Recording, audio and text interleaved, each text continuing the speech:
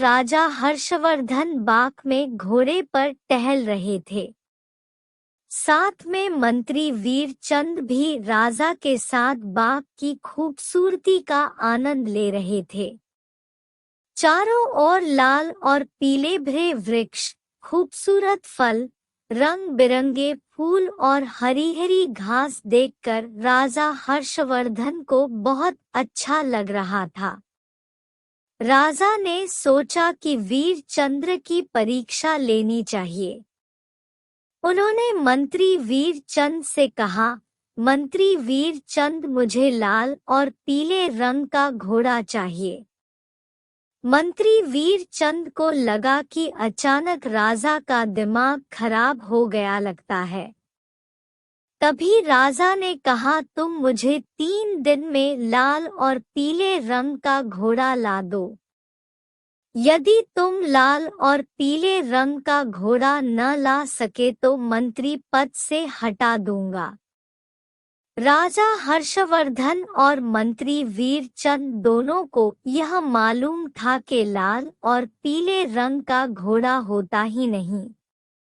लेकिन राजा हर्षवर्धन को तो मंत्री वीरचंद के दिमाग और हाजिर जवाबी की परीक्षा लेनी थी।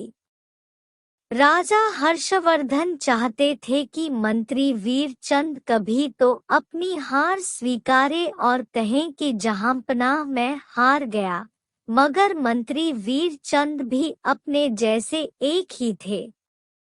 राजा हर्षवर्धन के हर सवाल का सटीक उत्तर देते और हर बार राजा हर्षवर्धन को मुंह की खानी पड़ती थी।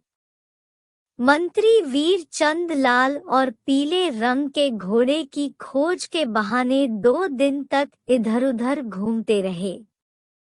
तीसरे दिन वे दरबार में हाजिर हुए और राजा से बोले, महाराज, मुझे लाल और पीले रंग का घोड़ा मिल गया है। राजा को आश्चर्य हुआ। उन्होंने कहा, जल्दी बताओ, कहाँ है लाल और पीले रंग का घोड़ा? मंत्री वीरचंद ने कहा, महाराज, घोड़ा तो आपको मिल जाएगा। मैंने बड़ी मुश्किल से उसे खोजा है, मगर उसके मालिक ने 2 शर्त रखी है। राजा ने कहा, क्या शर्तें हैं? पहली शर्त तो यह है कि घोड़ा लेने के लिए आपको स्वयं जाना होगा। यह तो बड़ी आसान शर्त है। दूसरी शर्त क्या है? घोड़ा खास रंग का है, इसलिए उसके मालिक ने कहा है कि आपको अकेले ही उसको उसके घर से लाना होगा।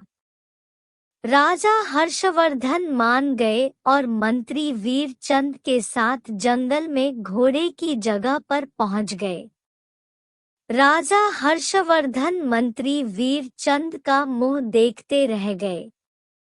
मंत्री वीरचंद ने हंसते हुए कहा, महाराज, लाल और पीले रंग का घोड़ा लाना हो तो उसकी शर्तें भी माननी ही पड़ेगी। ऐसा कहकर मंत्री वीरचंद ने घने जंगल की ओर इशारा किया। राजा हर्षवर्धन खिलखिलाकर हंस पड़े। मंत्री वीरचंद की चतुराई से वह खुश हुए।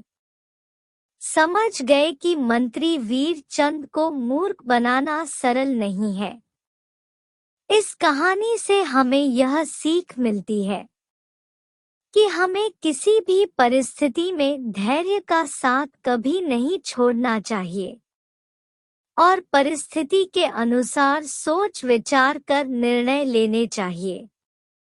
ऐसे निर्णय कभी भी हमें गलत दिशा की ओर नहीं ले जाएंगे तथा हम हमेशा ही विजय प्राप्त करेंगे। इस कहानी से हमें यह भी शिक्षा मिलती है कि समय समय पर अपने विश्वास पात्र की परीक्षा भी लेते रहना चाहिए, ताकि हमें यह पता चल सके कि वह कितनी बुद्धिमानी से हर निर्णय को लेते हैं जिससे हम उन पर विश्वास कर सकते हैं। मेरे चैनल को लाइक, शेयर और सब्सक्राइब करें।